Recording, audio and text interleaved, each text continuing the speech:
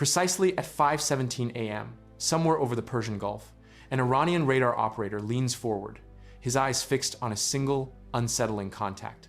A lone aircraft, flying slow, flying low, flying alone. He struggles to believe what he is seeing. For weeks, Iran has been on edge. Satellite imagery doesn't lie.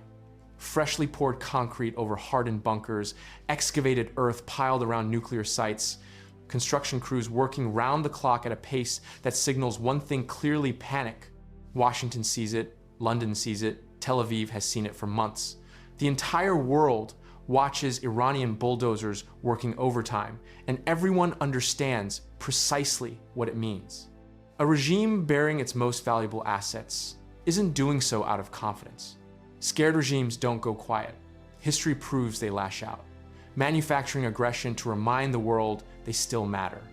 Welcome to Strategic Horizon, where we explore the hidden dynamics of global power. Tonight, we uncover how an unseen force will redefine the rules of engagement. Tonight, Iran decides to manufacture one of those moments. Tonight, Iran decides to remind the Persian Gulf who it believes owns these waters. That decision will cost them everything, except the jets themselves. The radar return is textbook perfect. A single aircraft, no formation, no escort, no wingman anywhere on the scope. The contact drifts closer to Iranian airspace than any American pilot should be comfortable with. Slow, steady, like a pilot who made a wrong turn 20 minutes ago and still hasn't figured it out. To the Iranian radar operator, this isn't a warning, it's a gift. He stares at the screen for 3 agonizing seconds, then picks up the phone. The conversation is brief, the order unambiguous: scramble.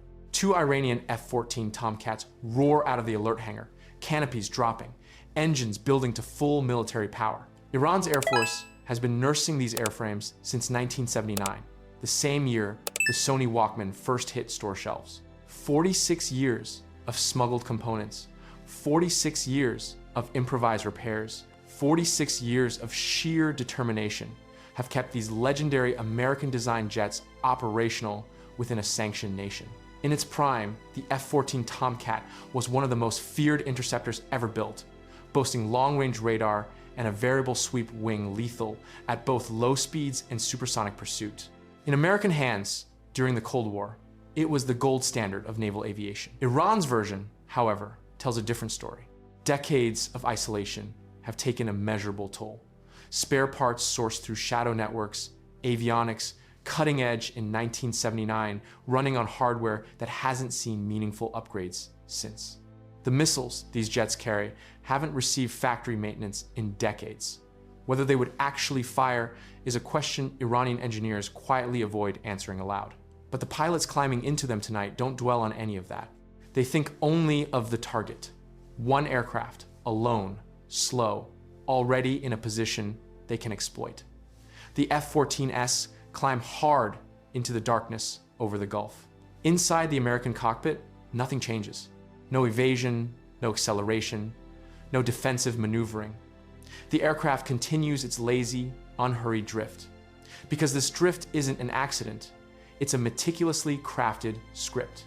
Every heading change, every altitude adjustment, every second of apparent vulnerability has been choreographed in advance. This is the EA, 18G Growler, not a fighter in the traditional sense. From the outside, it's indistinguishable from a standard FA. 18 Super Hornet, same airframe, same external profile, same radar cross-section.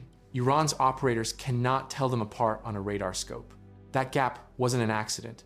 It was engineered deliberately by the architects of this trap. Inside the Growler's cabin, 2 crew members monitor the approaching F-14S with the calm focus of surgeons preparing for a procedure they've rehearsed 1,000 times. The electronic countermeasures officer watches the Iranian radar frequencies light up on his threat display, identifies the emission, calculates the jamming solution. He doesn't touch his controls yet. Not yet. Let them commit. Meanwhile, at 10,668 meters, invisible against the night sky, an F-35C holds its position. Its passive sensors have been tracking both F-14S since the moment they lifted off the Iranian runway. Track files are open, targeting data flowing. The pilot watches the intercept geometry develop on his tactical display with the detached patience of someone who already knows how the story ends. He doesn't touch his weapons. He won't need to. Not tonight. The lead F-14 pilot pushes the throttles forward, closing fast. 400 meters, 300. His radar scope shows a clean, fat, beautiful return. The target isn't maneuvering, isn't accelerating, isn't taking any defensive action whatsoever, just flying there, slow and steady, as though utterly unaware of his existence. His weapons systems officer calls out the lock confirmation from the rear cockpit. Solid tone, clean geometry. The targeting system confirms the shot is there. The pilot arms his weapons. His thumb moves to the trigger. He exhales. He is about to show the world exactly what happens when the great Satan wanders too close to Iranian waters. He squeezes the trigger. Silence. Not a misfire, not a system warning, not a caution light. Complete silence where a weapons release tone should be. He blinks, looks at his radar scope. Empty. The return, sitting fat and clean on his display just a second ago, no longer exists. He switches radar modes. Nothing. Backup ranging system. No response. He cross-checks his avionics display. Error. Error. Error. His weapons systems officer calls out readings that make no sense. Navigation is down. Communications degrading. The radar warning receiver is flooding with noise, unable to process or categorize anything. His cockpit, which 30 seconds ago felt like the most powerful place in the Persian Gulf, now feels like a broken elevator falling toward the water below. He gets on the radio, his voice tight. He tells ground control his systems are failing. Ground control tells him to troubleshoot. He tells ground control there's nothing left to troubleshoot. Everything is simply gone. All of it. Simultaneously, ground control goes quiet because ground control doesn't have an answer. Nobody in Iran has an answer. Here is why. The EA-1HE Growler is built around one core purpose: finding the frequencies an enemy aircraft depends on and destroying those frequencies with focused electromagnetic energy. Its jamming suite doesn't interfere randomly, it's precise. It identifies the specific radar and communication signals being used by a target and overwhelms them with directed energy powerful enough to render every dependent system useless. The moment the lead F-14's fire control radar established a lock, the Growler's electronic countermeasures officer had everything he needed: frequency, pulse pattern, emission signature. He activated the solution he had prepared and held ready for exactly this moment. Invisible energy crossed 300 meters of open air in a fraction of a second. The F-14 didn't experience a malfunction. It experienced a targeted electronic execution. Every system dependent on radio frequency processing went dark simultaneously. Radar, navigation, weapons control, communications. All of it stripped away in under 2 seconds by a system the Iranian pilot never saw and cannot describe coherently to his ground control. The wingman's jet dies 8 seconds later. Same result, same silence. 2 F-14 Tomcats reduced to expensive, barely guided metal tubes over the Persian Gulf. 0 missiles fired by either side. The entire engagement decided before either Iranian pilot had the chance to understand what was happening to them. The Growler crew notes the time, notes the result, confirms both Iranian jets are neutralized, then they turn for home. Iranian pilots do what any rational person does when their aircraft becomes a flying coffin. They turn back toward the coast. No weapons, no radar, no communications worth anything. Just 2 men flying crippled jets home on raw piloting skill and whatever backup instruments still function. They believe the worst part is behind them. At 10,668 meters, the F-35C pilot decides they are wrong. The F-35C doesn't approach from a distance. It doesn't announce itself. It simply appears already there, already on the lead F-14's right wing. Steady, calm, speed matched exactly as though it has been flying formation with the Iranian jet for the past 20 minutes and simply forgot to introduce itself. The Iranian pilot looks out his canopy, his stomach drops through the floor of the cockpit. He has never seen an F-35C this close. Almost nobody has, because the F-35C doesn't permit itself to be seen unless it chooses to be seen. Its radar cross-section is a fraction of the aircraft it was designed to replace a shape that should not exist at this range, suddenly sitting 3 meters off his wingtip, unhurried, unmistakable. Tonight, it chooses visibility deliberately because this message requires a messenger the Iranian pilot can see with his own eyes. The American pilot looks across the gap between the two aircraft. No aggressive moves, no weapons bay opening, no radio ultimatum, just 2 fingers raised, pointed at his own eyes, then pointed directly at the Iranian pilot. I see you.